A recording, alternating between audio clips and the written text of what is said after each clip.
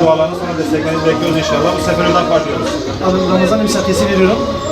Bir tane de broşür veriyorum. Allah'a emanet var mısınız? Allah razı olsun. Teşekkür ediyorum. Hayırlı işler olsun. Hayırlı Ramazan.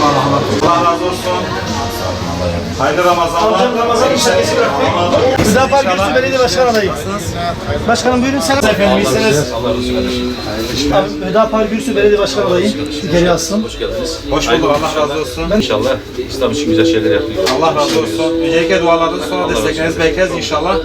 Var mı istedim? Canı sağlık efendim. Allah razı olsun. Öncelikle desteklerinizi bekliyoruz. Bu sefer öden başlıyoruz. İyi misiniz?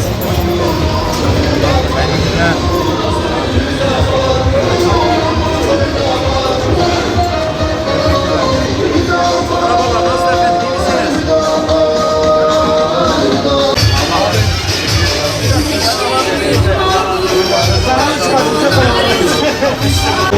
Biz gençleri arıyoruz zaten. Biz de gençleri arıyoruz abi. Şanssız abi.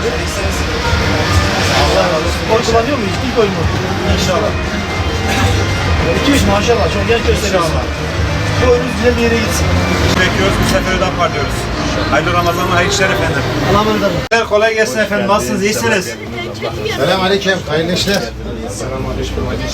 Ay diyorum vereyim yapacağım. Allah razı olsun. İşleriniz iyidir inşallah. Nasılsın abi? İyisin inşallah amca.